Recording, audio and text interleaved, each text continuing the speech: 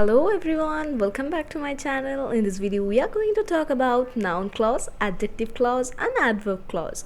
In the previous video we have talked about subordinate clause and principal clause. In this video we are going to discuss about subordinate clause and its all types. I think that video will really helpful for you to understand the chapter clause very easily. If you haven't checked out the previous video, then go and check after watching the video. So I request you to watch the full video till the end. That will clear your all doubts regarding the chapter clause. And one more thing, if you are new in my channel, then don't forget to subscribe this channel for get notified when I post a new video. So without further any delay, let's move on to the video.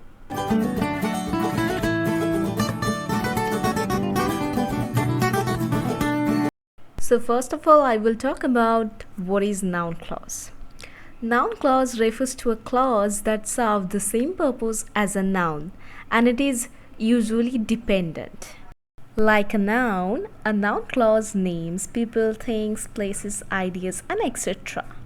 Let's see the following examples. I expect to get a prize. I expect to get a prize. In this sentence, we are talking about expect what? Expect what? In this first group of words, to get a prize doesn't contain a subject and a predicate of its own. It is therefore a phrase. This phrase is object of the verb expect and hence does the work of a noun. It is therefore a noun phrase. Next example, I expect that I shall get a prize. I expect that I shall get a prize. Here the question comes, expect what? In the group of words, that I shall get a prize contains a subject and a predicate of its own. It is therefore a clause. This clause is the object of the verb expect and so does the work of a noun. We therefore call it a noun clause. The first example, that is noun phrase, and it is noun clause.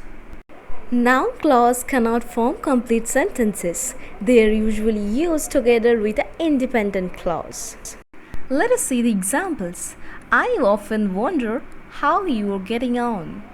I often wonder how you are getting on. In the sentence, how you are getting on, that is noun clause, and I often wonder, that is main clause, or you can say principal clause in the sentence. Next example, that is I fear that I shall fail. I fear that I shall fail. In the sentence, that I shall fail, that is noun clause, and I fear, that is principal clause. After that, do you deny that you stole the watch? Do you deny that you stole the watch? In the sentence, that you stole the watch, that is noun clause, and do you deny, that is main clause or principal clause. Going to the next clause, that is adjective clause. What is adjective clause? An adjective clause does the function of an adjective, and that is to qualify a noun or a pronoun. And that qualified noun or pronoun is grammatically known as antecedent. An adjective clause usually begins with relative pronouns, and hence they are also known as relative clauses. The adjective clause should be used just after the antecedent as far as practicable. Let us see the examples. This is the place where I was born. This is the place where I was born. In the sentence, the place, that is antecedent of the sentence, and where I was born, that is adjective clause. Where I was born, that is adjective clause, and the antecedent is the place. We are talking about the place where I was born.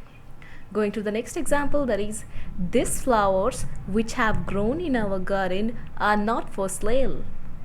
These flowers which have grown in our garden are not for sale. In the sentence, which have grown in our garden, that is adjective clause, and the antecedents are these flowers.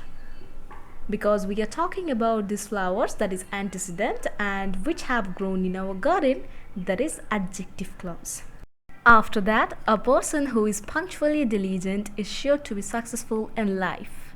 A person who is punctually diligent is sure to be successful in life. In the sentence, who is punctually diligent, that is adjective clause, and a person, that is antecedent of the sentence, because we are talking about a person who is punctually diligent.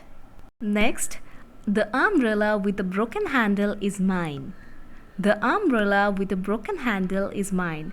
In the sentence, the umbrella, that is antecedent, and with a broken handle, it is adjective clause, because we are talking about which umbrella. And the last clause, that is adverb clause. So what is adverb clause? An adverb clause does the function of an adverb, that is to modify a verb, an adjective, or another adverb by denoting its time, place, manner of action, reason, purpose, condition, result, comparison, and concession. Let us see the examples. In the first sentence, Ram plays football whenever he gets an leisure.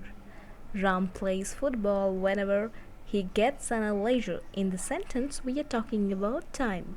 This sentence refers as a time. For this, it is adverbial clause. After that, Ram plays football whenever he goes. In the sentence, there is a question coming, that is where Ram goes. For this, it is action of plays.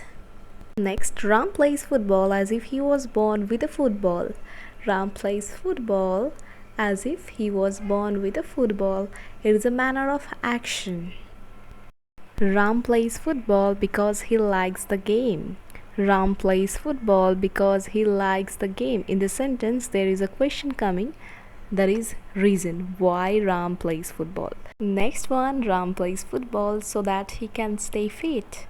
Ram plays football if it doesn't rain. Ram plays football unless he is unwell. Ram plays football lest he should become fat. In these sentences, we can see that the sentences are somehow type of conditional sentences. Why Ram plays football? Because he wants to stay fit. Same as the following sentences. Okay, now going to the next one, that is Ram plays football so well that none can beat him. In this sentence, we're getting a result. For this, it is adverbial clause. Ram plays football as well as his captain does. Ram plays football as well as his captain does. In this sentence, we are getting a comparison. And the last one, Ram plays football even though it injures him often.